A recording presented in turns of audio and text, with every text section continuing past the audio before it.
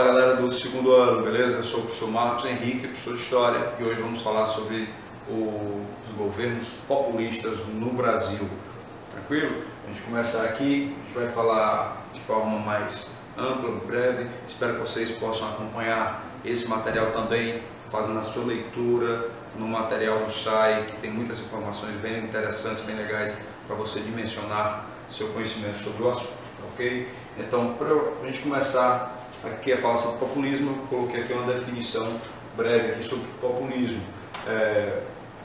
O populismo, pessoal, ele foi um fenômeno que aconteceu na América Latina especificamente, e ele existiu entre os anos de 1930 a 1970 aproximadamente, depende de cada país. No caso do Brasil foi até 64, na Argentina, no Chile e outros países foram até 1970, tá? E esse fenômeno ele marca a transição entre a sociedade agrária ou uma sociedade oligárquica, né, para uma sociedade urbana e industrializada, beleza? Essa é a principal característica do populismo, que vai, pelo menos a principal é a maneira como o populismo chega, tá? A principal característica, na verdade, é a utilização dos meios de comunicação e da popularidade de medidas que agradam os trabalhadores para poder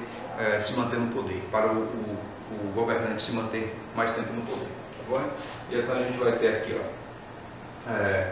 as características do populismo. Eu coloquei aqui a imagem aqui do maior símbolo do populismo no Brasil, que é Getúlio Vargas, mas os governos populistas no Brasil começa com Dutra, passa por Vargas, vai por JK, Jânio Quadros e João Goulart. Foram os 5 presidentes populistas que nós tivemos.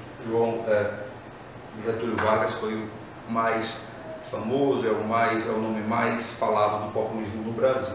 Então, okay? Líderes carismáticos com práticas paternalistas. O que é isso? Eles atendiam aos interesses parciais do povo para ganhar popularidade. Por outro lado, favoreciam de forma tremenda os grupos mais ricos, fazendo com que a população ficasse alijada do processo democrático e de enriquecimento, tá? Dava direitos para os trabalhadores, porém, boa parte desses direitos ele compensava a classe dominante, garantindo a essa classe dominante um maior acúmulo de capital, de riqueza, causando uma tremenda desigualdade social, ok? Tendência capitalista e o forte controle do Estado nas atividades econômicas é o que vai caracterizar esse populismo, tá? Para a gente começar a falar aqui, o primeiro presidente populista, que foi Dutra, ele assumiu logo depois da era Vargas, em 1946. Criou uma nova Constituição e Dutra adotou uma política chamada de política de importação, o que causou grande prejuízo econômico ao Brasil, uma vez que, à medida em que o Brasil favorecia as importações, as pessoas passavam a comprar produtos estrangeiros e não da indústria nacional, o que jogou a indústria nacional em uma crise econômica. Dutra também se aproximou dos Estados Unidos, lembrando que após a Segunda Guerra Mundial o mundo passou a vivenciar o período chamado de Guerra Fria, e o Dutra aproximou o Brasil dos Estados Unidos, se colocando declaradamente contra a União Soviética. Passos diferentes foram dados, por exemplo, na Argentina, que seguiu um caminho de neutralidade inicial nesse processo de Guerra Fria, tá? E aqui, uma das características mais marcantes do governo Dutra foi o plano SALT, Saúde, Alimentação, Transporte e Energia, tentando salvar a economia brasileira. O resultado do governo desse cidadão foi o Brasil em crise, inflação altíssima, desemprego e as pessoas com saudade do presidente anterior, chamado Getúlio Vargas. Resultado, Getúlio Vargas terminou se tornando candidato à eleição de 1950, ganhou a eleição e pela primeira vez foi eleito pelo voto do povo, voltando ao poder nos braços da população. Mas não cumpriu seu mandato inteiro. Vargas encerrou o mandato em 1954. Vargas, quando se tornou presidente pela segunda vez, desenvolveu uma política chamada nacionalista de industrialização. Esse nacionalismo de industrialização de Vargas tinha como característica valorizar a indústria nacional e criar limites para as multinacionais dentro do Brasil. Isso fez com que surgissem políticos no Brasil que defendessem essas empresas multinacionais. Passaram a ser chamados de entreguistas, e os que defendiam Getúlio Vargas passaram a ser chamados de nacionalistas. E os nacionalistas de um lado e os entreguistas de outro. Essa divisão aí fez com que Vargas inicialmente ganhasse muita força junto ao povo e criasse várias empresas estatais, como por exemplo a Petrobras, a Companhia Vale do Rio Doce. São empresas criadas desde a era Vargas para potencializar a industrialização no Brasil. Tranquilo? Essa relação de Vargas com o povo e esse nacional, essa indústria nacional, ela começa a se tornar complexa e ele cai e a opinião pública se volta contra Vargas a partir de um episódio conhecido como Atentado à Rua Torneleiros. O principal opositor político de Vargas, esse camarada aqui, chamado Carlos Lacerda, era dono de um jornal, e o jornal do Carlos Lacerda criticava Vargas todos os dias. E um dia esse cidadão voltando para casa, o motorista, que era o segurança pessoal dele, que era um oficial das Forças Armadas, foram alvejados, dentro do carro deles, foram alvejados de bala, sofreram um atentado. O Carlos Lacerda saiu apenas com um tiro no pé. Já o oficial que fazia a sua segurança e era amigo pessoal dele, um oficial das Forças Armadas, foi assassinado, morreu. E a partir daí, uma série de investigações levaram ao nome do chefe da guarda pessoal de Vargas como mandante do atentado. Isso fez com que a população se voltasse contra Vargas e passasse a não apoiar Vargas. Os políticos que eram do lado de Vargas se afastaram dele por conta das eleições que se aproximavam e tinham medo de perder seus votos. Vargas isolado, sofrendo pressão dos políticos opositores, das multinacionais que queriam que ele renunciasse. No dia 24 de agosto de 1954, eu me lembro como se fosse hoje, ele entrou no seu gabinete, pegou a sua arma que estava em uma das escrivaninhas, trancou o gabinete por dentro, dispensou a sua secretária, pegou a sua arma, apontou contra o próprio peito e disparou, cometendo suicídio e fazendo com que a população amanhecesse no dia seguinte, dia 25 de agosto, atônita com tudo que tinha acontecido. Vargas tirou a própria vida. A opinião pública que estava contra Vargas se reverteu. Um clima de comoção nacional tomou conta do país. E a multidão, aqui era um velório de Vargas, uma multidão em todas as capitais saindo nas ruas gritando Vargas, Vargas, Vargas, mas ele já estava morto. O próprio Carlos Lacerda teve que fugir do Brasil temendo ser morto pela multidão ensandecida que depedrou e destruiu o jornal de Carlos Lacerda. Beleza? Saiu da vida para entrar na história, é a grande frase de Vargas nesse segundo governo dele, que foi curto, mas impactante na história do Brasil. Beleza, galera?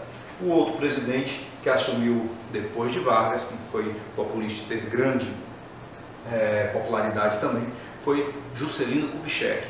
Esse prometia desenvolver o Brasil 50 anos nos 5 anos de governo dele. Ele é responsável pelo nacional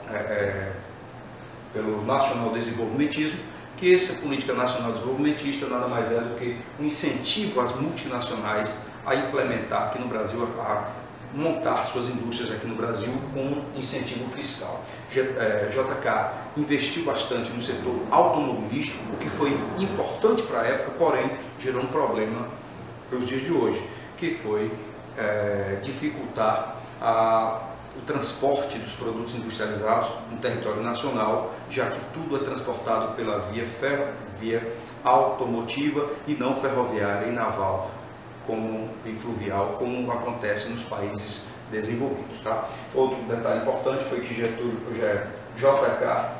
construiu a cidade de Brasília. Brasília tinha como função ser a capital do Brasil e tirar da disputa política e das brigas políticas entre Rio de Janeiro e São Paulo, da proximidade da capital. Portanto, Brasília foi construída, a primeira cidade construída e planejada da América Latina foi construída no Planalto Central, com o objetivo, claro, de tirar as decisões políticas do centro nervoso das revoltas e dos debates políticos que era Rio de Janeiro e São Paulo, beleza? Essa cidade custou muito caro e isso fez com que no final do governo JK a popularidade dele caísse, porque veio junto com o final do governo dele, veio junto as contas para pagar dos investimentos que foram feitos para a construção de Brasília e a sua tão famosa, o seu tão famoso plano de desenvolvimento do Brasil, chamado Plano de Metas. Vamos para frente. Após o governo de JK, subiu ao poder o cara mais espalhafatoso da política brasileira, que foi Jânio Quadros. Esse se elegeu com uma vassoura. Literalmente, pessoal, ele ia para os palanques, levantava a vassoura e dizia: vou varrer a corrupção do Brasil. Isso ganhou popularidade, ele era muito brincalhão e se tornou presidente do Brasil, o homem da vassourinha. Está aqui a foto dele, uma vassoura nos comícios aqui. Para onde ele ia, ele levava uma vassoura. Para onde ele ia, levava uma vassoura. Teve um grande apoio dos partidos de direita. A UDN, que é o partido conservador de direita, capitalista, investiu muito na candidatura de Jânio Quadros e ele se elegeu. A primeira medida que ele fez foi convidar um herói de Cuba, Ernesto Che Guevara, o herói cubano que implantou o socialismo em Cuba, fazendo criando uma atitude, ou criando uma situação contraditória em relação a quem o apoiou. A UDN ficou revoltada porque ele estava condecorando um comunista, quando a UDN é um partido de direita capitalista. Ele declarava-se nem de esquerda nem de direita, uma pessoa que tinha interesse pelo Brasil. Resultado todas as atrapalhadas desse presidente foi que ele governou apenas por 7 meses, renunciou com 7 meses, acreditando que o povo iria impedir que ele renunciasse, dando poder amplo a Jânio Quadros para que ele governasse o Brasil da maneira que ele quisesse. Isso não aconteceu e o Congresso aceitou a sua renúncia, o povo silenciou e ele simplesmente deixou o poder com apenas 7 meses de governo. Veio então o seu sucessor, o vice-presidente, que assumiu o poder no lugar dele. João Goulart, que era herdeiro político de Getúlio Vargas, teve um pequeno problema para assumir o Brasil. Ele estava na China e ele tinha ideias que ajudavam as populações mais pobres. Isso causava um grande temor nas elites brasileiras, sobretudo nos grandes industriais, que temiam que essas ideias fossem socialistas ou comunistas. Lembrando que o mundo vivia a Guerra Fria e de um lado dos Estados Unidos, do outro a União Soviética, e todo esse clima causava uma grande tensão no mundo inteiro, não apenas no Brasil. No Brasil, João Goulart estava na China, que era comunista, portanto, quando ele volta ao Brasil para assumir a presidência do Brasil, uma junta militar, os industriais, os políticos não permitem que ele assuma. Portanto, para ele assumir, ele tinha que assinar um documento aceitando ser presidente, mas que o Brasil se tornasse um parlamentarismo. E o Brasil passa um ano sendo parlamentarista.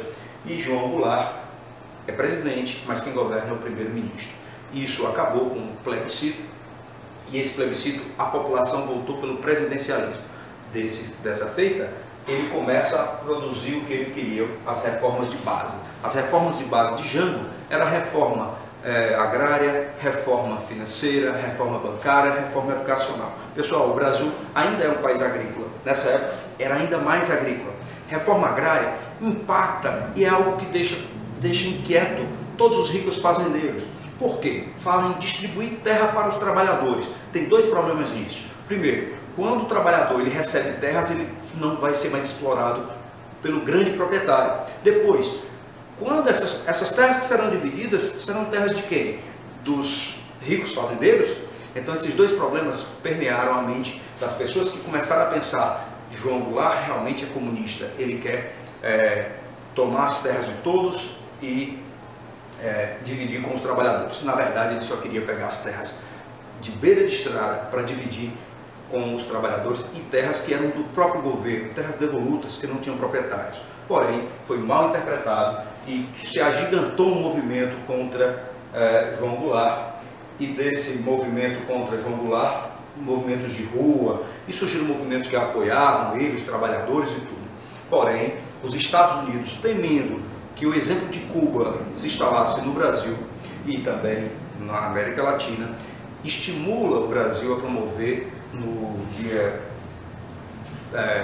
1º de abril o golpe militar de 1964, acabando assim o governo de João Goulart e os governos populistas, dando início ao processo chamado de ditadura militar no Brasil.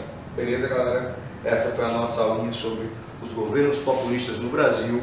Leia o material do SAI. Um forte abraço a todos vocês. Valeu, galera. Fui. Até a próxima. Tchau.